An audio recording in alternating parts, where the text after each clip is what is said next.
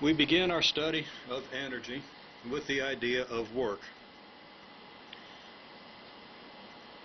Just theoretically, we'll start with the statement of Newton's second law that net force equals mass times acceleration, and the equation of motion that says that the square of the final velocity equals the square of the initial velocity plus 2 times the acceleration times the displacement.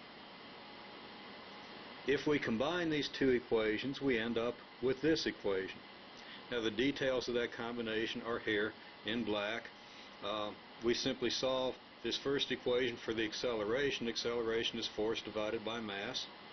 And then we substitute that for the acceleration over here, obtaining this equation, the only difference between this and this being that the acceleration is replaced by force over mass.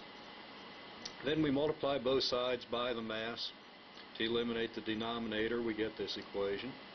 And we make a simple rearrangement of this equation to get this equation. Now this equation here, the one that we just obtained, is the essence of our definition of work. This equation says that the net force times delta S is equal to 1/2 mvf squared minus 1/2 mv naught squared. Now this quantity, 1/2 mv squared, for v equal to vf, in other words at the final velocity, this is the quantity 1/2 mv squared when v equals vf. When v equals v naught, this is the quantity 1/2 mv squared. So we see that this product, F net times delta S, is equal to the change in this 1/2 mv squared quantity. We call this 1/2 mv squared quantity the kinetic energy. At a velocity v, we have kinetic energy 1/2 mv squared. We call the quantity F net delta S work. And this theorem says that the work is equal to the change in the kinetic energy. With this caveat, this is the work done by the net force acting on the object. We add up all the forces acting on the object and we get F net. We multiply that by the displacement and that will give us the change in the kinetic energy of the object. The idea of kinetic energy is fairly easy to understand. It's just a quantity that gets bigger as velocity gets bigger. Obviously we would think that a faster moving object would have greater kinetic energy than the same object if it was moving more slowly. So that if Vf is greater than V naught, we get an increase in kinetic energy. This equation can arise in response to the question, if we have the same force acting over the same displacement, but we have different initial velocities, we can observe that we get different changes in velocity, and that the greater the initial velocity is, the less the change in velocity.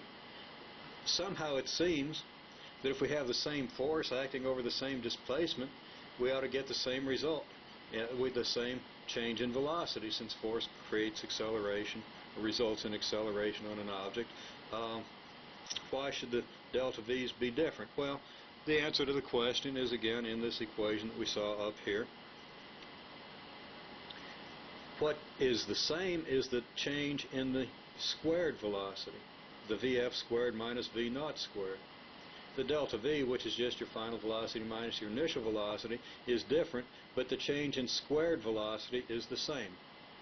Now, since the change in squared velocity is the same, and of course that's what we see up here, the change in the squared velocity has to always be the same, since the masses are always the same, and we assumed that net force and delta S are the same. Okay, so for a given object with its mass, the change in V squared has to be the same for given net force and displacement.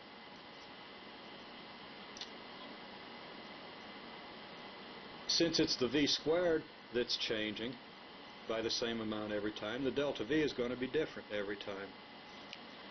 And it turns out, and we can see this just with numerical examples, that when the magnitude of the initial velocity is greater, the change in velocity is smaller.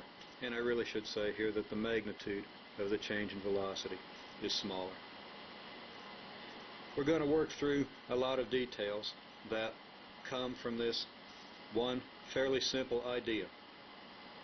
So that we start with this idea, and then we look at how the idea applies in a wide variety of different situations.